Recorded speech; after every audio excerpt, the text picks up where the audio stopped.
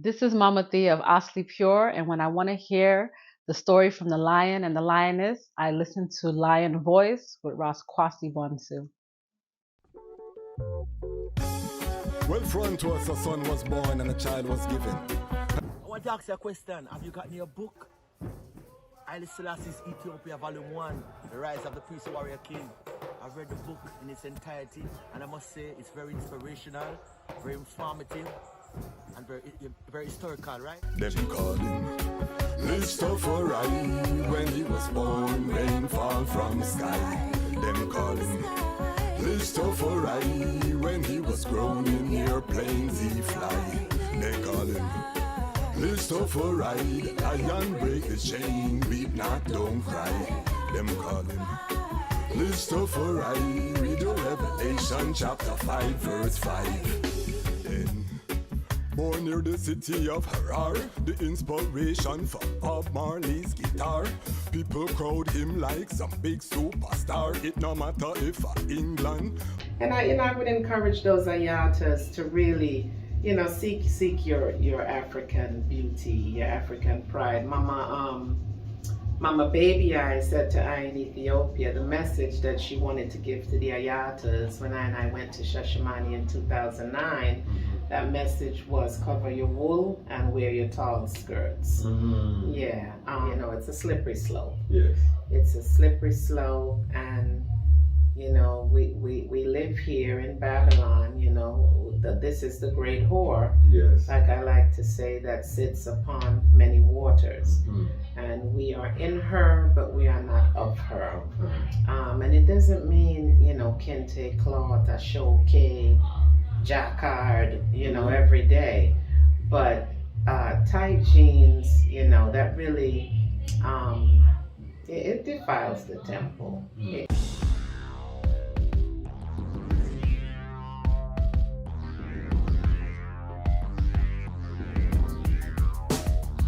Well, Lion Voice, tell them that's the people first choice. Lion Voice, make the lioness them feel nice. Lion Voice, for the lion cubs we sacrifice. Lion Voice, got to show the people them the life. Lion Voice.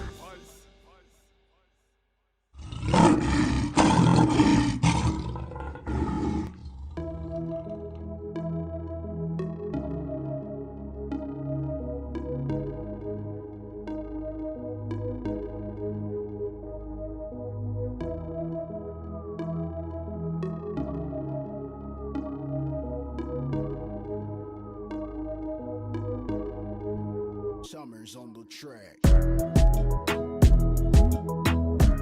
Greetings in that divine name of His Imperial Majesty, Emperor Haile Selassie I.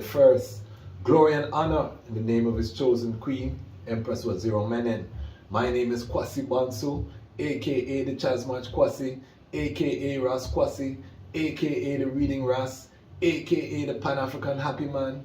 I'm an entertainment attorney, I'm an author, I'm an actionist, I'm an artist, and right now I'm the host of the Lion Voice. And right girl that they brought home in a row. Okay. Now we have Lion Talk, and the lions can't just talk to themselves. The lionesses have to be a part of the conversation. You cannot have a lion pride without the female and the woman aspect. And I told the IDOR I wanted to bring some Rastafari sistren voices, and His Majesty has blessed I today that I have beside I one of the sistren who is frontline, battlefield tested, academically trained, certified in motherhood. Every accolade that you can name, this sistren is an embodiment of the Rastafari woman treading in her highest Iowa. I'm here at her residence today, and it's my great pleasure. The book that I wrote, Haile Selassie's Ethiopia, I cited this sistren work. So what that means? That means she write book before me. So all of these things is such a joy when I welcome to the Lion Talk platform none other than Mama Dr. Wolete Beresford. Greetings, blessings. Give thanks. It's a joy to be here. I am Dr. Wolete Beresford, Sister Wolete, Mama Wolete, and it's a pleasure to be here on this platform, The Lion's Voice. I am very proud of the work that Dejazmatch Kwasi is doing. And I have to tell I own stories and record I story.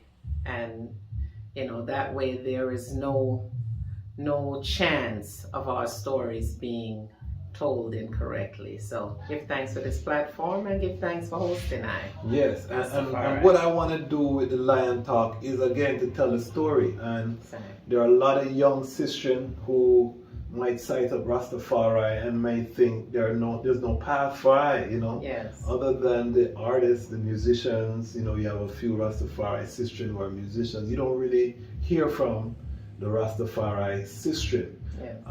Worse, a sistren who, like yourself, has tried not only the grassroots, but also the highest levels of academia. Yes. With the doctor in front of your name. So I want to get into your story. Where did it start for a young Dr. Mama Wolete?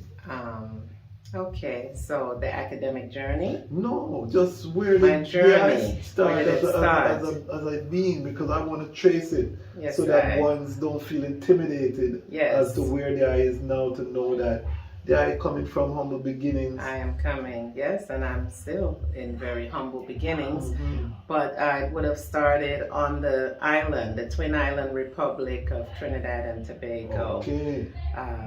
52 years ago. Okay. No hesitation to say the age, because some sistren don't want you to know their age. Oh no, we give thanks for life, health and strength. So yes, you see that? You can say your age. You can say it. Half a century. I am the fourth daughter of 5 children. I'm the fourth girl that they brought home in a row. Okay. And a younger brother. In the U.S. they call that the knee baby. So I am the knee baby. My mom, an academic in her own right, somewhat of a mathematician, finance and banking, but she began as a teacher in 1955. 56 actually, 1956, at the age of 15. She was one of the youngest graduates from the Teachers College in Trinidad. Okay. My father was an insurance salesman. He was from the Twin Island, the sister island, Tobago. So yeah, that's where that began. I lived in Trinidad for about 5 years before I migrated to the U.S. to Brooklyn. Brooklyn. Yes, in the mid-1970s. And that is where I largely was called to Rastafari. In Brooklyn? In Brooklyn. I have Rastafari in my family. My father's brother, aka Conquering Lion, Rasta Man, and also one of my aunts, Sharon, on my father's side. So how old were you when you became aware that there was something called Rastafari? Rastafari found I in 1982 at 12 years old. Wow. In a candy store, corner of Utica and Park Place. A Muslim brother by the name of Brother X, and he sold penny candy. And having a little sweet tooth, I went to get my 25 penny candy, and as he counted them, my eyes were drawn to the black and white coronation eye of His Majesty on the wall. Okay. And I said to Brother X, I said, "Who's that?" And he said, "Oh, that's Haile Selassie. That's the Emperor of Ethiopia." Okay. And my next Black History Month project, which we did every year, Sojourner Truth, Dr. King, Harriet Tubman, Malcolm X, I did Haile Selassie. Okay. And yeah, the rest is history. I put on my covenant about 9 years later. Okay. 7 years later, I prayed. So how old were you when you put on your covenant? I was 19. Okay, and what year are we talking about? So that would have been 1989. 89. Okay, so right before the 90s. Yeah, right before the 90s. It was soon after the Bingi House had opened around that same time on Halsey Street in Brooklyn. In yes. Brooklyn, okay. So, paint a picture, because obviously Mama Wolete is very beautiful. But you can imagine a young, beautiful Rastafari daughter. What was it like for the eye as a single Rastafari sister at that time? In that time, I was babysitting. I used to babysit from age 16 for one of the prominent Rastafari families in Brooklyn, 12 Tribe, Sister Happiness and I-First. She was Winsome Thompson and her King Man, and they had 6 children. They had, who was it, Rasa Yonda, Negesti, Semilia, Shadrach, Meshach, and Katina. And they were very big. They were really close friends with Sister Carol. I knew Sister Carol in those times. I was 16. Rasdino, her King Man. Liquor John. All of the ones, they were part of Jalife Records. Right, they were part of Jalife Records. And I would babysit the children after school until 8 o'clock. So you know Jalife as well? I do. Jalife, I do. Yes, so that whole era, that whole time in Brooklyn. And Brooklyn is like the epicenter for Rastafari, at least in those times. You had black bookstores, Kwabena bookstores, the whole Jalife vibration, Sister Melanie, thing there, Papa Lion. Just that whole vibration in that time, it was ripe for Rastafari. So you know Palmy from that time? I know Sister Melanie, and I suppose I would have known Palmy. He would have been right there. But Vital Forward, you know, I became an idolist in 1986. Wow. So 16. before there was no vegan? Before there was no vegan, there was IDOR. Give thanks, right. give thanks. So just, you know, moving in those circles and having gotten the knowledge about His Majesty, you know, we were raised Anglican. Every Sunday we knew where we had to be. We had special clothing, church clothing, Sunday clothes. Easter was a big deal with Easter bonnets and all sorts of stuff. But I really just got that knowledge, and right away Rastafari called and I answered the call. Wow. And at this time, what were you working? Were you? When I put on my covenant, I was at university. I was Medgar College in Brooklyn, which is part of the City University of New York schools. So I was a freshman, pretty much a freshman at Medgar Evers, and there were lots of Rastafari. I was going to ask. Yes, this Ras Ayaston from New York was one of my classmates. He actually he holds his Bachelor of Science in Environmental Science, and he and I were at university together. Bingi Firm was at the university at that time. I was there, and many other Rastafari. So there was a Rastafari vibration on campus. Yes, for the Caribbean Club. A lot of Ionats, Raja, Ija Selassie, quite a few of I. These are the days of Malcolm X's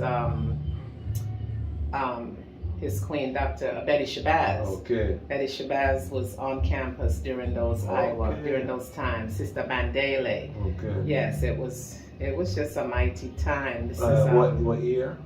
This would be 1989. 1989. Ras's of a Dawa bookstore. The brethren from Bogue Hill in Jamaica, Mudada, Haminat, owned Ras's of a Dawa bookstore, and that's where all of I would get porridge and soup and yati books and all of our vitamins. So, at this time, what were you studying? Psychology and early childhood education. You know. And did you feel that Rastafari hindered you at all in your education? Was there discrimination? Was there any? No, there was no discrimination. In New York, there's never that. So that might be, maybe there's a slight bias to my vibration, because New York is everyone's Mecca. If you're Muslim, you're there. If you're Indian, you're there. You're Hindu, you're everybody's Mecca. Rastafari, you're there. So no, there was no bias. And if there was, just my upbringing, you know, from my parents, always really empowering I and I. If you're going to be a Muslim, just be a good Muslim. You're going to be a Rastafari, be a good Rastafari. So I think just overstanding early on that I and I can be anything that I and I wanted to be. And I got that from the nest. So external influences would not have impacted I. So I don't think I've ever seen the eye in a pants in my life.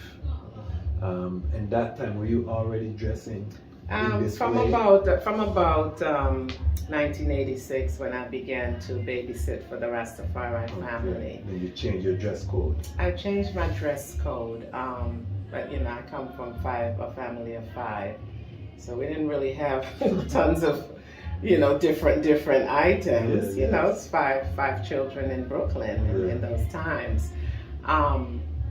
But no, I changed my dress code, and no, I don't wear pants. You know, I came up through the fire order. Yeah. I am, and you I was know. going to ask you, because you were amongst 12 tribe ones, but I know there was a Nyahbingi sistren. How did that transition? I used to love the 12 tribe dance. I used to love when, you know, Happiness would say, "Did you tell your parents that you're going to stay and we're going to go out?" I used to love the different color dance parties and all of that. But my grounding is Theocracy, Reign, Order of the Nyahbingi. And in those days, it was just fire. Just a fire order. You know, the Ayatas represented themselves in one way, and this is just how it was. You know, it was very, very, very disciplined. And even to this day, I joke with some of my sistrens, and you know, we might comment on something, and I say, "Boy, Nyahbingi raised I and I." Yeah, that order that's it. It's in the order. How do you feel, because even now a lot of sistren have kind of eased up on the dress. You don't see as many sistren holding to the dresses, you know, you see the pants creeping, locks out the door. You know, how do you, as someone who came through that fire, how do you cite that in today's world? I think that there's a certain royalness, and that's in my new book, Charting the Matriarchal Shift in the Rastafari movement, reclaiming a divine heritage. The actual book cover will be the artwork of Ras Daniel Hartman's son, Otto Roberts. This is an image, this is a galley copy. Just to kind of see what it looks like, what it feels like, make edits. Right, so this is a... But this is a beautiful portrait, same way. So.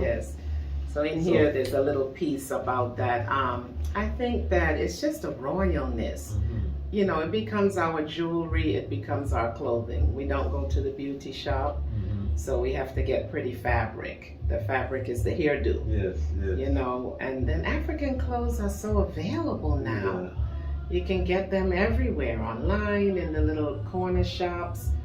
Even commercial stores have a little section with cultural clothing. So, you know, just doing it for so many years. I mean, this is literally year 42. I mean, year 40 rather. And with my covenant, year 34. So I think it has to do with the age that I came in as well. So I only had a short time of secular clothing. You know, and it's been 4 decades pretty much of, you know, so it just gets ingrained in you. And I would encourage those Ayatas to really, you know, seek your African beauty, your African pride. Mama Baby I said to I in Ethiopia, the message that she wanted to give to the Ayatas when I went to Shashamani in 2009, that message was cover your wool and wear your tall skirts. You know, like I tell the students that I teach, looking at them with their melanated skin, and I ask them of Africa and they don't know, I tell them the world expects you to know. I'm going to teach you because the world expects you to know. When someone looks Spanish, you expect them to speak the language. They look Asian, you expect them to speak those languages. You look African, I expect you to look African. The world expects that, they think that that's who you are. That's who you are. All right. So you were explaining about, keeping your covenant covered. I want to make sure we define these terms because not all of our viewers will be Rastafari. Some of the Lion Pride is going to be just our regular brethren and sistren. So can you just define what you mean by covenant? Right. So when I Rastafari say covenant, I are talking about our locks, putting on our locks, growing our locks. The terminology covenant is attributed to the locks or the nati because it is a covenant that I take of a prophecy from the Bible, yes. Numbers 6. To put on that covenant, it's the vow of the Nazarite. Mm-hmm. It is the no eating of the vine food, and I really start out fiery with that, and I burn cucumber, pumpkin, tomato, grapes, all of the vine raisins, in those early Iowa, all of those vine foods, and no razor shall come upon I head, and just the full vow, the full vow. If someone transitions or dies suddenly before you, you must, how much of a turtle dove and mar or trim, and right. So it's that vow. It's that vow, the vow that comes with the Rastafari liberty, especially within the theocracy reign order of the Nyahbingi. I know a lot of ones, would say that they've evolved from that, from the Nazarite to the Melchizedek order, where they may still eat the vine food, and they're not going to trim a dead body, yes. Because they're saying now that Melchizedek was before the Nazarite vow, which come out of the Levitical priesthood. Yes.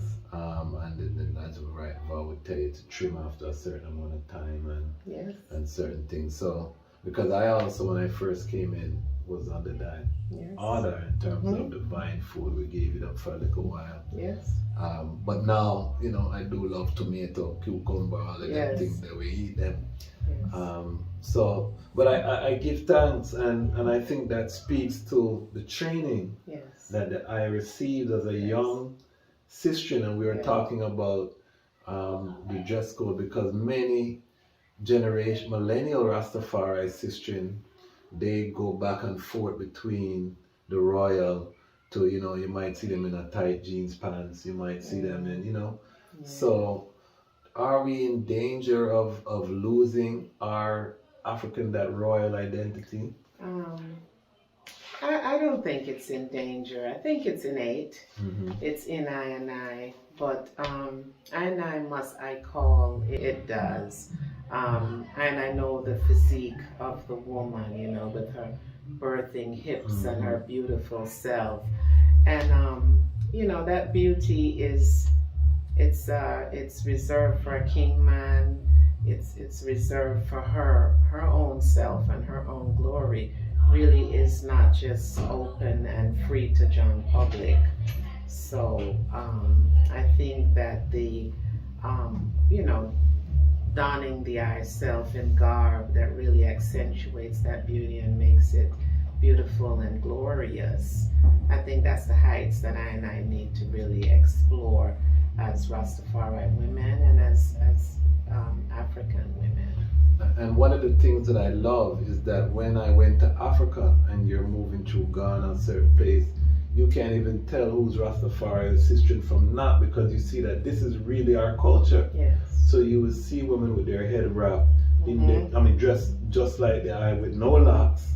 These are just the regular African women from the town, from the village, from wherever, and this is just how we live. And you see that Rastafari is not reinventing the wheel there. No. We are just reclaiming the tradition. Yeah. So we don't need all of the nakedness. I'm glad you said it, because if I say it, I will get cancelled. They will try to cancel I, but they can't cancel Rastafari. So I'd like to expound a little to say that, and I came from the time of riding our bicycles with long skirts, exercising and doing yoga with long skirts. We've evolved, this revolutionary movement. Yes, talk about it. Yes, this revolutionary movement called Rastafari is also an evolutionary movement. And I now have yoga pants. That's what's required. That is what's most comfortable. That is what works for what we're doing in that moment. I who have ambitions to repatriate and go to Africa, as I explore the lands and trudge through, the areas where we may go. There's leggings, there's even pants. But it's necessary for what? For the function. For the function. And I think those are the times when it happens. There are people that talk about the temperatures in Babylon and it being so cold that they have to. I come from the times in New York with the 3-4 feet of snow that would shut down the city for too strong. Schools closed and everything.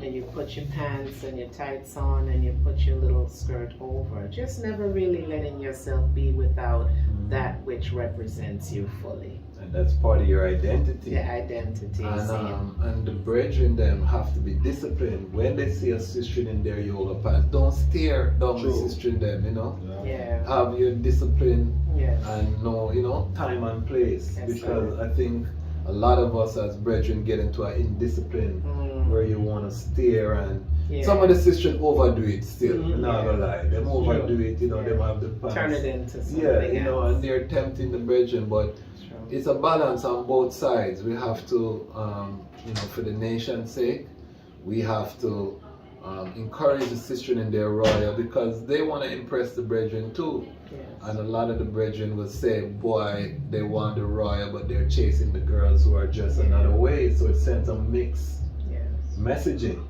So I'm glad that you touch on that and you touch on, but I don't want to get there because we're going to get there, but I want to continue with the I journey. So you went to university in Brooklyn. You start attending the Nyahbingi. Yes. What was the trad from there?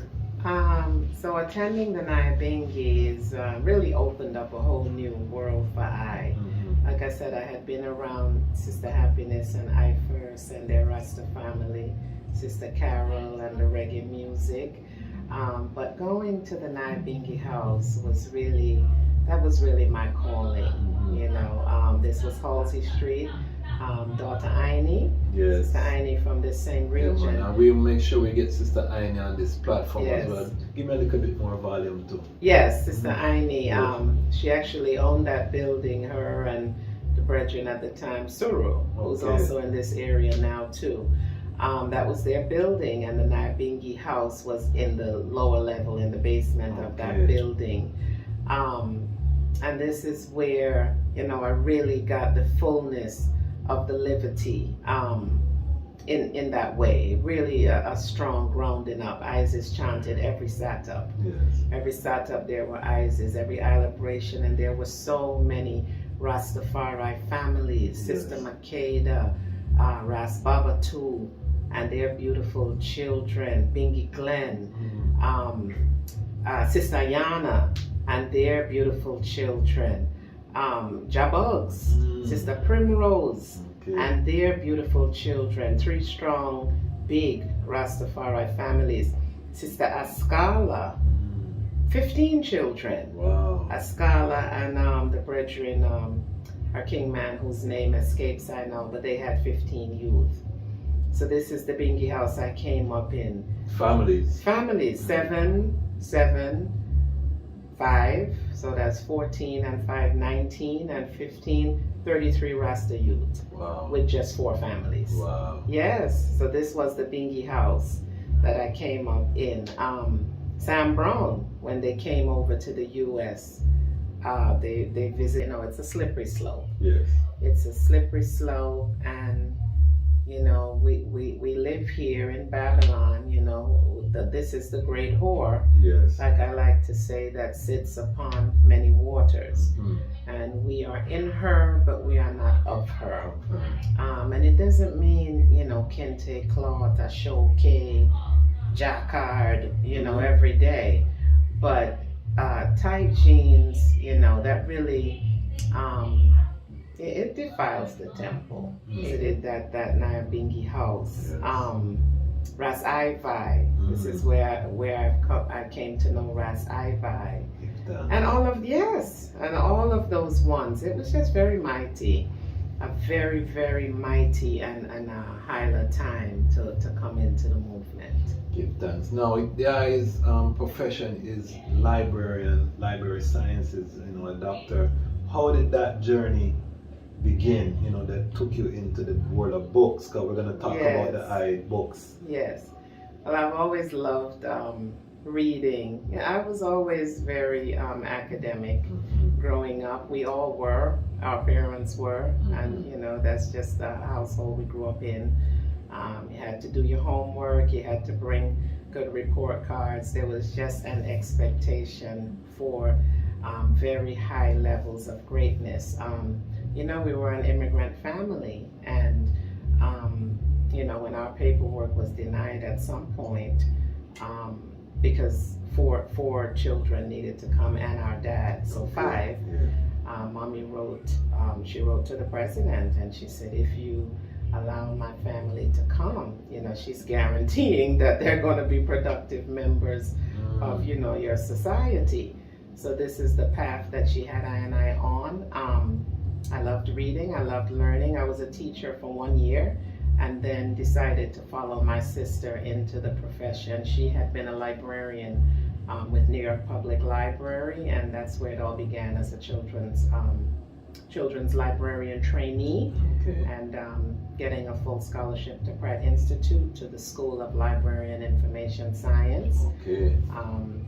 Did that in about a year and a little bit, and became a librarian. So this is, you got your master's at this time? Yes, librarians, trained librarians. It's an actual profession. It's a degreed profession, and the degree is Master of Library and Information Science. Okay, so with a specialty. The specialty was children's librarianship. So for the young people who are watching this, just a day in the life of a librarian, just give us a quick rundown, some of the responsibilities. So some of the responsibilities, if it's a children's librarian, it involves programming.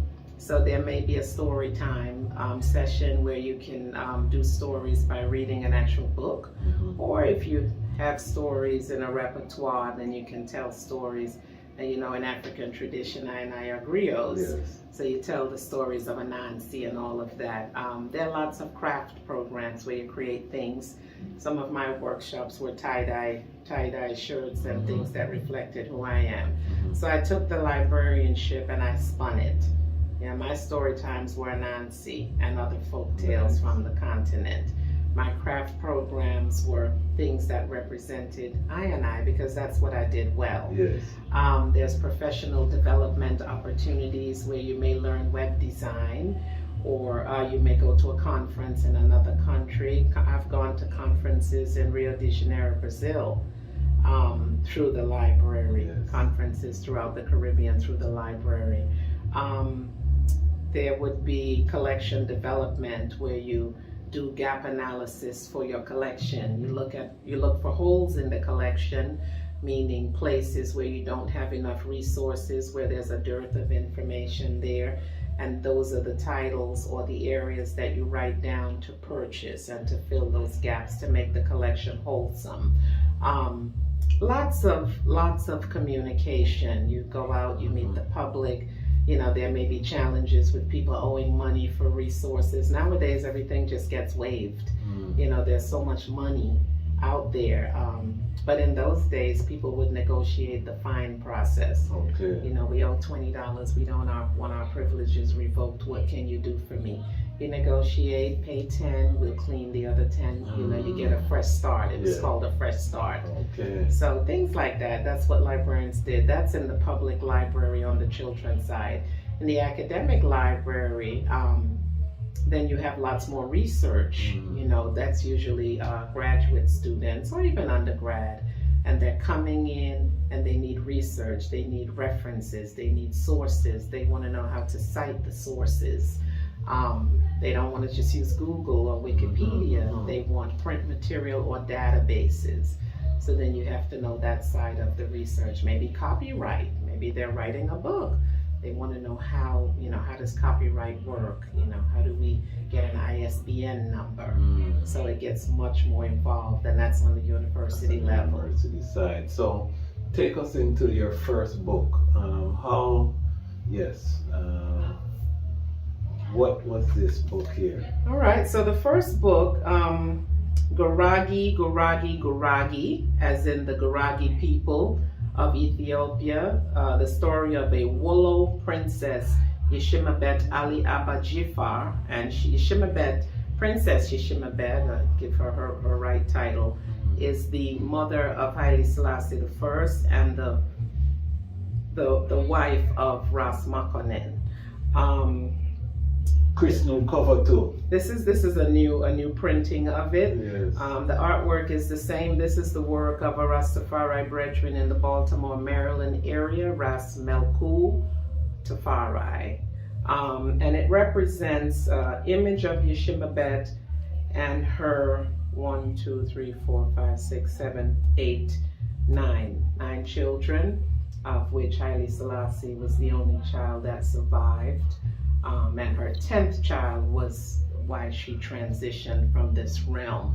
The impetus for this book, I should say, happened in 2013, one morning when I was on my way to work, leaving the Maryland area and heading into DC. As I drove on the Beltway, which is a prominent highway in this area, I was giving ISIS. I had spoken to myself. I said, self, every morning, give thanks for life, a quick 2-second. And I started using the hour commute or 45-minute commute to work to give ISIS. And as I gave ISIS, I heard the message in my heavens. It wasn't audible. Anyone in the car would not have heard, but I heard it in my irids as I looked at the night turn to day.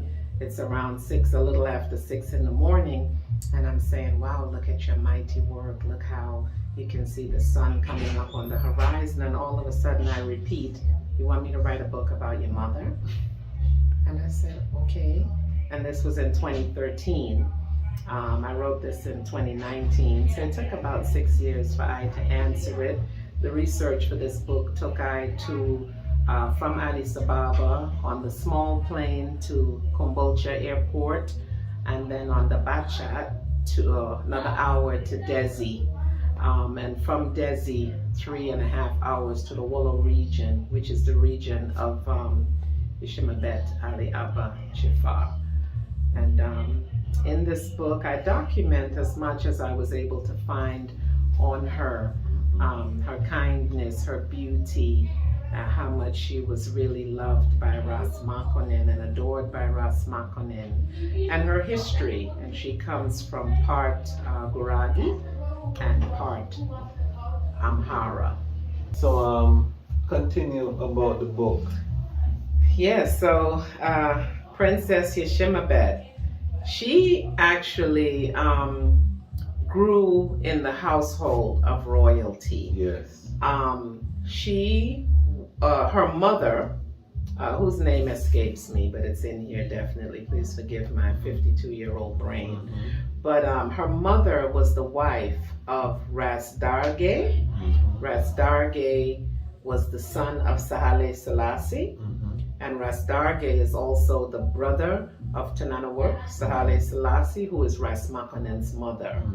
So Ras Darge, which is Ras Makonnen's uncle, was married to Yeshimabet's mother. Yes. And of course, Ras Darge is the son of the king of Showa, Haile Selassie, right? So Yeshimabet grew in the household of the ruling family of the region at that time. So she was Princess Yeshimabet, and at 12 years old, she was given by Ras Darge, who would have been her stepfather. He gave her to his cousin, Because remember, he's the sister of Tanana who is Ras Makan. His nephew, not his cousin, his nephew, I pray thee. Yeah. He gave her to his nephew at 12 years old, which is Ras Makonnen, Yes. to be his wife. So And, she grew in the royal family of the ruling family And at the that time. details are in the book. I cited it in my book. So in my book, I talk about this very same history. And a lot of those details were taken from Yes. the research Oh, of okay. the librarian, Yes. Dr. Okay. Mama Yes. Wolete. So we give thanks for you going to Ethiopia to uncover Yes, to Wallo. some of these factors. And the other thing that's remarkable is that Yeshima Bet's father was an Oromo. He was an Oromo chief. Yes. He was a ruler of the Woro, W-E-R-E, I-L-U, the Woro Ilu people of one of the Oromo tribes. Yes, and Wallo, very prominent. And, so when you talk about His Majesty's lineage, it's like the unification of many tribes. Yes, In it's one. Oromo. So this kind of narrative that he's Amhara is very not consistent with the facts. Consistent, yes. She is really the embodiment of the unity of Yes, Ethiopia. because she was Guragi and Amhara on her mother's side. Yes. Her mother's father was Guragi, Yes. I believe, and half Amhara. Okay. And then her father was the Oromo chieftain. So it's Guragi, Amhara, and Oromo. Yes. So very critical, and definitely where can people find this to purchase? It's online under my website, Wallo Princess. And we'll do put it in it a up on the Google screen. search. Yeah, we'll put it up on the Yes. screen, and we'll have a link in the description Yes. where they can just click it and go Princess. straight to the website. Yes, But yeah, well, I was very proud of this work. One, because it was a work of obedience. I distinctly heard Kadamawi give I that assignment. I felt so blessed to have gotten an assignment, and it wasn't anything that I even had on my radar. I heard it very distinctly in my heavens, kind of random, and I repeated it, and then I fulfilled it. Well, I benefited, so we give thanks, Give and those who thanks. read it will also benefit if you learn about the mother of His Imperial Majesty Haile Selassie I the First. I see 2 other books over there looking at and I'm wondering where you get time to write all of that book. This one is Okay. This one is an exploration of another book cover for the same Guragi. Okay. So it's the same book. It's this one here that is forthcoming. I was hoping to release it by Battle of Ottawa, but it'll be another couple of strong before it comes out. But this was a paper that I wrote a few years ago, charting the matriarchal shift in the Rastafari movement. And then I added, now that I've made it more into a monologue of sorts, or a larger document, reclaiming a divine heritage. Michael Barnett, or Dr. Michael Barnett, the sociologist at UWI Mona, is who encouraged I to turn this work into a text. Matriarchal shifting is something that I identified not just within the Rastafari movement, but globally. And the definition that I coined for it back in 2019 is the existence of a matriarchal shift within the Rastafari movement is not surreptitious. Paradoxically, its presence is evident both regionally and universally, and consequently is poised to transform the fundamental tenets of this revolutionary movement. Matriarchal shifting, I will tell the eyes, is let me see here. And this is important, because on my channel I'm very big on the Rastafari man standard, because I feel like the Rastafari man them get too loosey-goosey, and we need to step up to provide that leadership. But the eye is also saying that the sistren them now are going through a shift, so I want to get that perspective. So the perspective for matriarchal shifting is the Rastafari woman is transformed. Her new consciousness. Her new consciousness, which undoubtedly shares in a universal awareness, is fundamentally overlooked by the keenest of viewers. This contemporary positioning is void of title in most instances, yet by default, her trajectory is being experienced by women globally. Humanity is remembering the ancient tradition of honor thy mother, and she too is honoring herself. So this somewhat oxymoronically glaring, nonetheless subtle observation is what I've dubbed the matriarchal shift.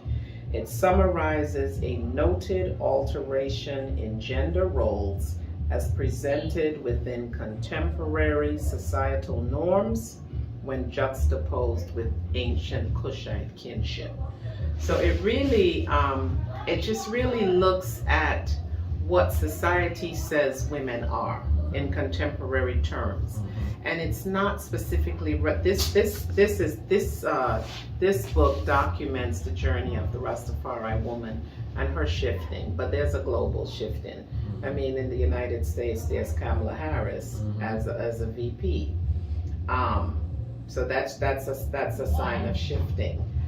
Shifting began many moons ago. Empress Taitu is an example of shifting, but I look at shifting now as it's happening so globally and so vast and so broad.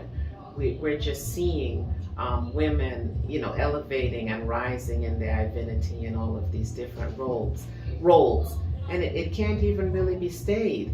It's like the earth is propelling her to that ancient glory. So I juxtapose that with ancient Kushite kinship.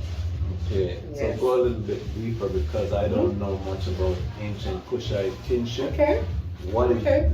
How does that relate to women taking a more prominent place in the workforce? I'm assuming the guy is talking about women working more out there. Women working out there, also just the way that women within the Rastafari movement, I look at the divinity of Empress Menen Aswa, and I know that one say, well, how is that possible? Well, it's possible when I go forward to Kush and think of the goddesses and the queens and the Kandakis, the women that were risen to divine status, who at one point were mere women. Rastafari, within I liberty, and I give Isis to Kadamawi Haile Selassie I. And I know of the many different mansions within the liberty. Some who says it's the returned Messiah. It's Christ, that was crucified, and on the third day he rose again and ascended into heaven. And this is him that has come forward in another dispensation in Kadamawi Haile Selassie I, and he sealed up the throne of David. Others say there's none before, none after. This is the Almighty from such time. It's the same Irit coming through all the different dispensations, the one Kadamawi Haile Selassie I say, if there is a job, and this is what I say within Rastafari, I hail a living job. Those of I that do honor Kadamawi in that way, hail a living job that walked the earth, walk around in this time in man, in flesh, God in flesh, right? And I say, if there's that Jah, and this is divinity, man in flesh, there's that balance that sits next to him at coronation. And I look at the history of Empress Menen Aswa and trace it not just to Muhammad, but trace it forward through her Oromo line. Oromo is the same line as Kushite. And I look at the revelation of their union, the 3 prior marriages, and His Majesty sending not 3 armed men, not 30 armed men, not 300 armed men, but 3,000. to bring her forward safely. I look at how His Majesty changed. Stick a pin, just explain that history there with the 3,000 liters. Yes. You know, people like, what? What? True, right, and I will give the information so when this airs, yes, so that it can be documented officially. But I have read that the union was made at some point. They said probably at the home of Dejazmatch, yes, which would have been her uncle, the son of Mikael. yes. And once that union was made and it was agreed upon by His Majesty and Empress Menen that they would be joined, Leol Sagad, I believe, Ras Leol Sagad may have been the third husband at that time, the separation happened, and His Majesty sent 3,000 of his soldiers or the army or whoever to bring her forward, So to meet him in Haraf. Flex his muscle a little bit. Flex his muscle, bring her forward safe. Bring her forward safe. And I know the glory of Menen Asfa from reading her genealogy, looking at the way she had parents. Jantira Asfa was the father. Jantira is the person that is in charge of an entire stronghold. Yes. An entire stronghold. Yes. Jantira Asfa. Her father had a whole region. They were the ruling family for there. Yes. And then her mother, Wolete Beresford, I believe, was her mother. So she had very capable parents. But her grandfather, Negus Mikael, arranged all of the different marriages. Yes. She is the gold bead. And that's when you arrange the marriages. Yes. She's the gold bead in the family. Yes. It's like they're political marriages. Political marriages for power. Yes, cement Who relationships. can we put? Yes, and this is who we are. Look what we have. You know, look at Menen. Look at Princess Menen. This is a critical thing. Do you look at Empress Menen as a victim because she went through the child marriages? You know, from the age of 9, I believe, she was married the first time. Very young. Very young and having children. Yes. I believe none came from the third marriage, Yes. but 2 from the first marriage, 2 from the second marriage. So young and inexperienced and tender and probably violated. It was customs and traditions. Customs and traditions at the time. And we know that Ethiopia was deeply steeped and rooted in those traditions. Those traditions were not which she worked to end, by the way. yes, and His Majesty, Yes, you with know, His ended Majesty, they ended the child marriages because of her experiences, I suppose. So yeah, I think there may have been some victimization there, but then look at the glory. See, And this joy is why, cometh in the so morning. I say, you know, when we talk about His Majesty as a redeemer, because he could have chosen any princess in the realm, you know, because and he chose, because even though, you know, Ras Mikael wanted to marry his granddaughter, that doesn't mean His Majesty had to accept, or Ras Mukundin had to accept, but him, you know, with child having gone through 3 marriages, His Majesty didn't look at that, you know, as a redeemer. You know what I mean? He really redeemed her from this life that she would have had to live. And by all accounts, including His Majesty, it was a true love. Because when His Majesty speak of Empress Menen, you know, the love is very evident. So she was able to live, after going through these child marriages, a life of true love and blissfulness with her kingman. Yes, it was blissful and it was love, but I believe outside of the Redeemer, I believe that she too brought something to that union. You know, His Majesty didn't just say, I'm going to save you and put you on the side. I'm going to save you and I'm going to change tradition and I'm going to bring you up to the status that you deserve and the standard that you deserve. You will be crowned with me, which is a Kushite tradition. And let go of the one that they did, that was the Egyptian practice. So I mean, it's a lot, and it's mighty and it's beautiful, and I believe if there's a Jah, there's a Jahess, there's a prophet, there's a prophetess. If there's a priest, there's a priestess. There's nothing in nature. I don't know if the eye can think about anything in nature that is imbalanced. It's nothing that's imbalanced. The roots live in the earth. The fish live in the sea. The flower has a stamen. You know, the pollen goes out and it makes more flowers. There's the man and there's the woman. There's that balance throughout all of iration. I try to sit sometimes and think about things that are imbalanced. I can't think of anything that is not imbalanced. It is polarized, it is parallel. Everything except for Babylon. Everything except for Babylon. Is imbalance, and that's why we see Babylon collapsing, and we see the lifestyle that Babylon is pushing. We did a video on the, some of the different agendas that are being pushed. But this is very critical in terms of I, and I just want to give thanks for the I, sharing with I. This is exclusive. This is only Lion Talk, Lion Voice, because the book don't publish yet, right? This one, no, it's forthcoming. It's forthcoming, and there's a whole lot in here. There are some societies, and it really is to bring balance back into the African family. Crucial. It is to stabilize the African family. It is looking at Kush, which went to 25 dynasties. The dynasty, 25th dynasty with Tahaka, right? All the way from the beginning, 1,400 years of rulers in Kush.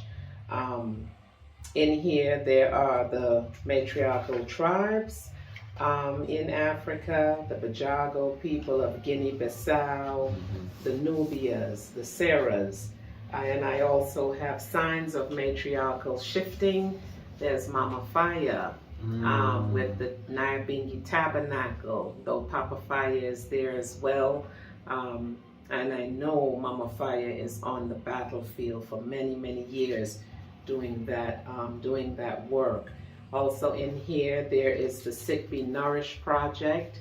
At the helm is Empress Aditu, and this is in London in UK. Sick Be Nourished, which is a sister project almost to the IDOR project, the Elders Medical Project in Shashamani.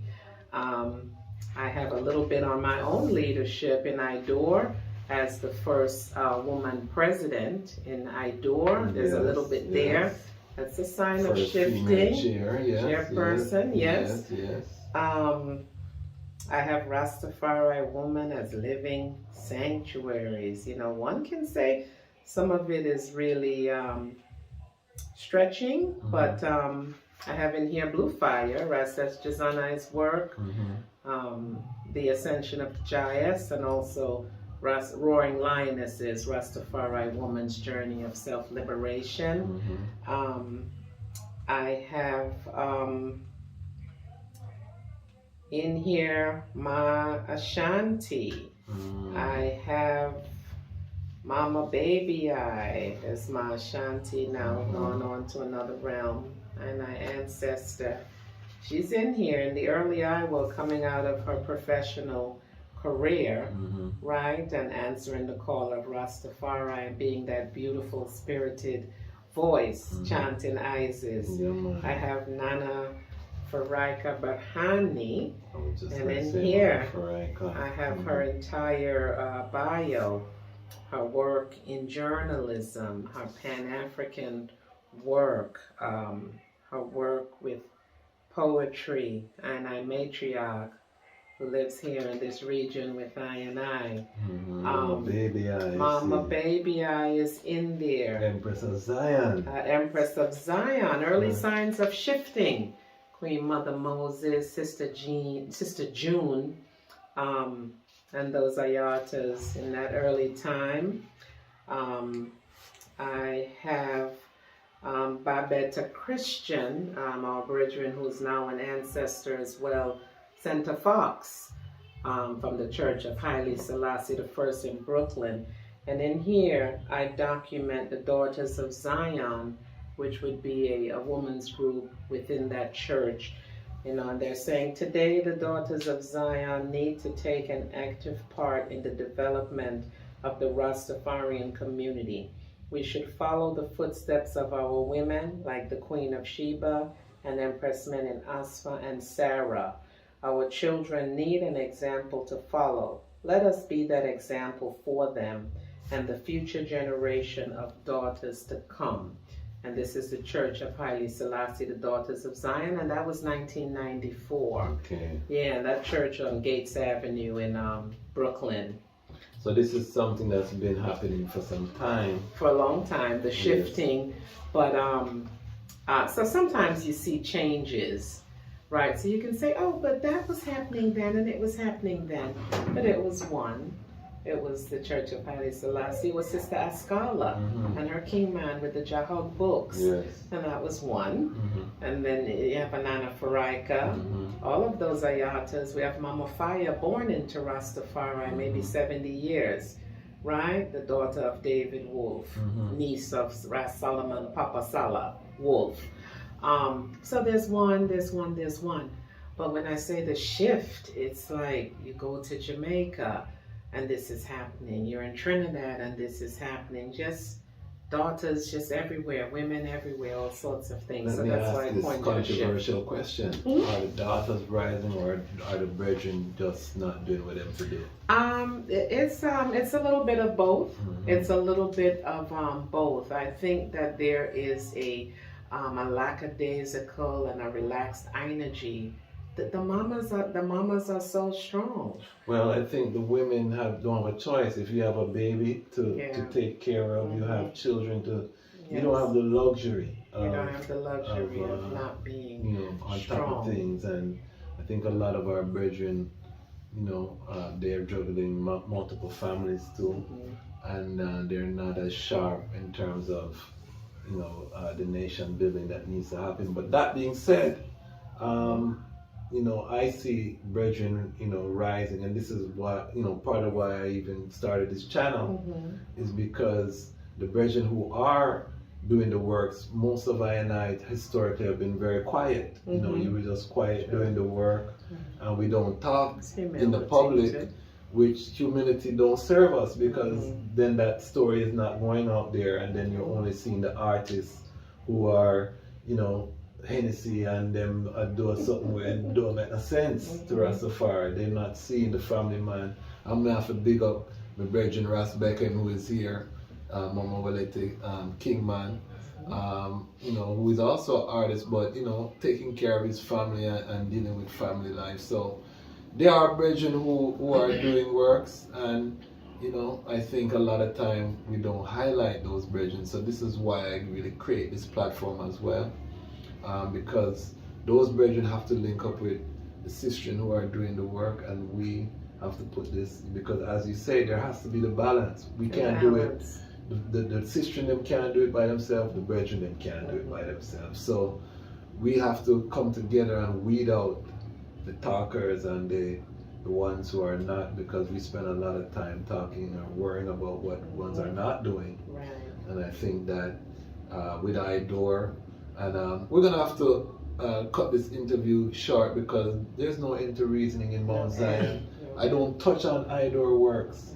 I don't touch on your travels. This is not someone. Yeah, we're gonna do a part 2 because this is not someone that sit down in America and wonder. She's been all over Africa. There's so much tradition. We barely touch the surface of the I works, but I want just the audience to just see, and this is going to air during March, which is Women History Month. So I wanted to get some powerful sistren that the family could see on this platform, that it's not just lion talk where we just talk to beer man. No, we're not in that. This is a nation building platform.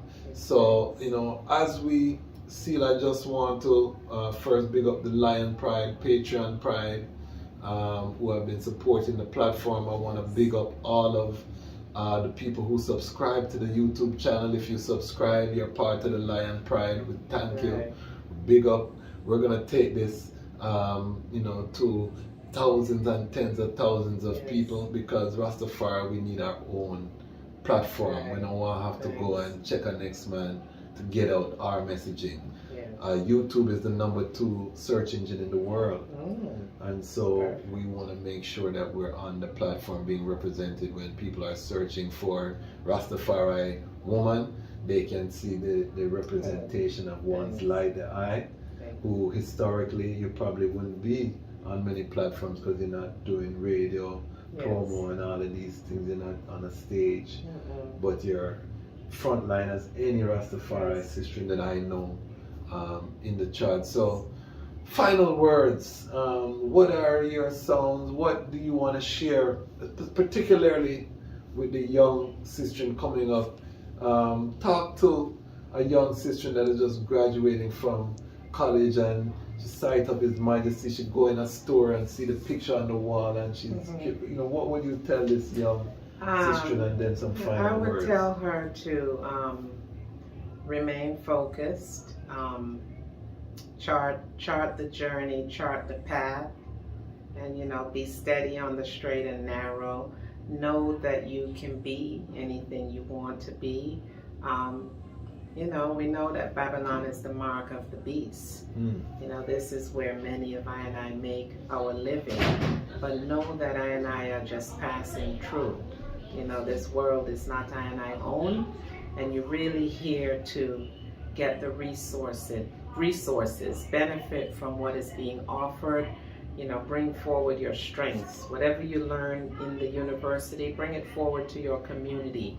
Help the lesser man, help the small man, and make plans to exit. You know, look forward to a repatriation plan. You know, and just hold on to the faith. You know, sometimes I must make adjustments. It's required, but I don't compromise. You know, I don't forsake the Divine Majesties. I don't compromise. I liberty. You know, so give thanks for these few words. Give thanks. And I'm glad that they could hear it from the I and not just I, because the time has come for the lions to tell their own story, and this is the Lion Voice. Lion Voice.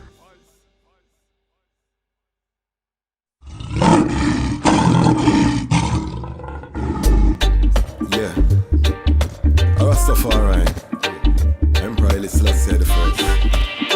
Tell the people about Empress Menen.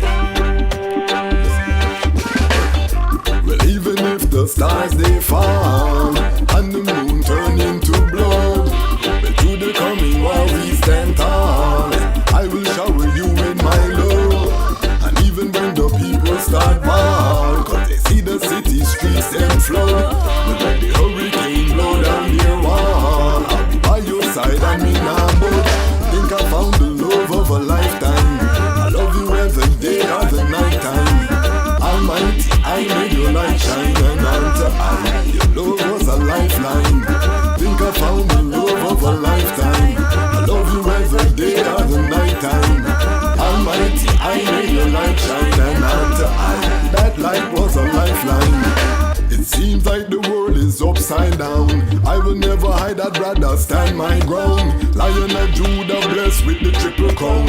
Can't come fool I with no circus clown. Now fear no hurricane or the cyclone. Respect for Mama Earth with that embedded on me bone. That's why I will never leave you alone. Protect you from harm when the alarm sound. So even when the stars they fall and the moon turn into blood, to the coming war we stand tall.